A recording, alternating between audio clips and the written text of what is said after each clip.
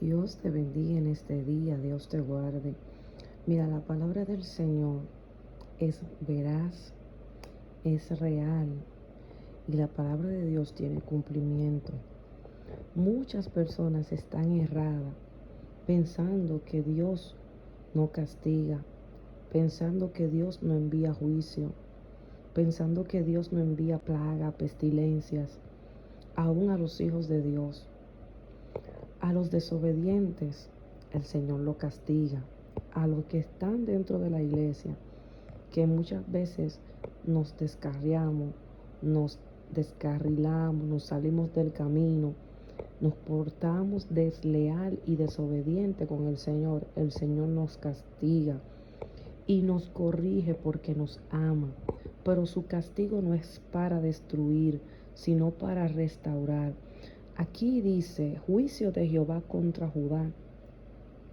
Y Judá, aleluya, es el pueblo del Señor. Judá, aleluya, era uno de los hijos de Jacob. Bendito es el Señor. O sea, ¿qué te quiero decir con eso? Que el juicio de Jehová empieza por casa, empieza por sus hijos. Y si empieza por nosotros, imagínese dónde quedará el impío y el pecador. Santo es el Señor. Mira lo que dice aquí el versículo 12. Y vosotros habéis hecho peor que vuestros padres, porque he aquí que vosotros camináis cada uno tras la imaginación de su malvado corazón, no oyéndome a mí. Al Señor le interesa que nosotros le escuchemos a Él. Al Señor le interesa que nosotros le obedezcamos a Él. Dice aquí que esas personas, los de Judá, hicieron peor que sus padres, porque comenzaron a adorar ídolos, a hacerse ídolos ellos mismos, ídolos de yeso, cuadros, madera. Bendito es el Señor, como muchas personas hoy en día están adorando vírgenes, están adorando santos, están adorando muchas cosas y no es el verdadero Dios. Y esto es un pecado que el Señor aborrece completamente. Eso es un pecado horrible delante del Señor. Todos los pecados son fuertes, son grandes y son graves delante del Señor. Pero el pecado de la idolatría es un pecado que corrompe, es un pecado que daña, es un pecado que aleja totalmente al Señor de nosotros. Y el Señor estaba airado con este pueblo y por eso dijo que le mandaría juicio, porque estas personas hicieron peor que sus padres. Si sus padres adoraban ídolos, ellos adoraban más. Santo es el Señor. Pero más abajo el Señor, aleluya, le dice que, mira lo que dice aquí en el versículo 14.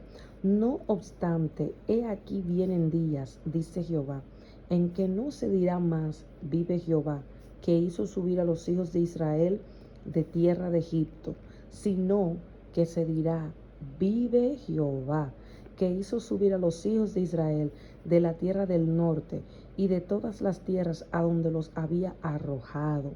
¿Quién los había arrojado? El mismo Jehová. ¿Por qué? Porque ellos estaban en desobediencia, porque ellos estaban adorando ídolos. Y los volveré a su tierra, la cual di a sus padres. Aquí está diciendo que después que el Señor lo castigue, que el Señor dicte juicio sobre ellos, no será para morir, no será para que ellos se pierdan, sino será para que ellos vengan al arrepentimiento. Y en vez de decir, miren aquí, este es el pueblo que el Señor hizo subir de Egipto, ya no se dirá así, sino miren, este es el pueblo que el Señor hizo subir de la tierra del norte y de todos los lugares donde Él lo esparció. Santo es el Señor. O sea, que se va a hablar de que fue el mismo Jehová que trajo a su pueblo a la tierra que Él le había prometido, porque Él les dijo, aunque yo lo castigue y los arroje de esta tierra y los envíe a otras tierras, yo como quiera los voy a unir otra vez y los voy a reunir en su tierra y le devolveré su tierra para que se cumpla mi voluntad en sus vidas. Entonces aquí dice en el versículo 18, pero primero pagaré al doble su iniquidad y su pecado. O sea que antes de que el Señor los haga subir a la tierra que Él le prometió a Jerusalén, bendito es el Señor, a Israel, Él le iba a pagar a todos ellos el doble de su iniquidad.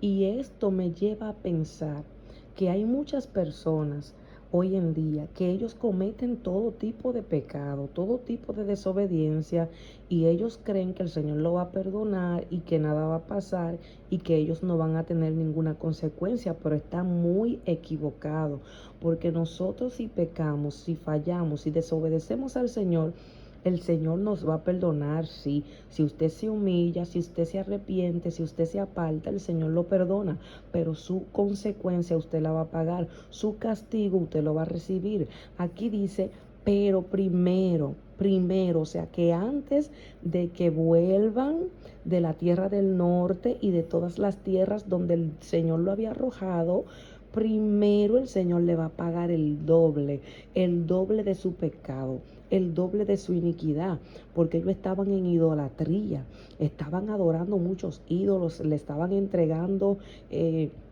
sus bienes a esos ídolos, estaban entregándole sus hijos a los ídolos, se estaban postrando. ¿Usted cree que Dios estaba contento con una cosa así? Que después de que el Señor los sacó de Egipto con mano fuerte y con mano poderosa, después que el Señor los ha sanado, les ha dado, le ha dado una familia, imagínate que Dios te ha dado una familia, te ha dado un hogar, te ha sacado del mundo para el evangelio, te ha hecho un ministro, una ministra, un hombre de Dios, una mujer de Dios, que después que ya Dios te ha limpiado, que Dios te ha bendecido, te ha exaltado y ha puesto tu nombre en alto, que después de eso tú te rebajes a descarriarte, a irte para el mundo, a beber alcohol, a usar droga, a acostarte con diferentes mujeres y mujeres a prostituirse. ¿Tú crees que eso Dios lo ve bien? No. Entonces, esta gente, después que Dios había hecho tantas cosas lindas con ellos comenzaron después a dejar a Dios y a adorar ídolos. Y Dios no se iba a quedar así. Por eso dice que primero, antes de Él restaurarlo, lo iba a castigar y le iba a pagar el doble de su iniquidad y de su pecado, porque ellos contaminaron mi tierra, y el pecado de la idolatría contamina la tierra, hermanos. Eso es algo terrible. Yo le había dicho ya que todos los pecados son iguales delante del Señor, pero hay ciertos pecados que corrompen. Hay ciertos pecados que corrompen la tierra, y este pecado de la idolatría es una abominación que corrompe la tierra con los cadáveres de sus ídolos. Ellos estaban corrompiendo la tierra con los cadáveres de sus ídolos, porque estaban adorando imágenes, estaban adorando, no sé si estaban adorando esas personas que tienen esqueletos y todo tipo de cosas raras, y eso estaba contaminando la tierra. Muchos brujos, muchos hechiceros tienen esqueletos, tienen cabezas de personas muertas, lo vuelven dioses y se ponen a hacerle oraciones y hacerle ruegos y hacer muchísimas cosas.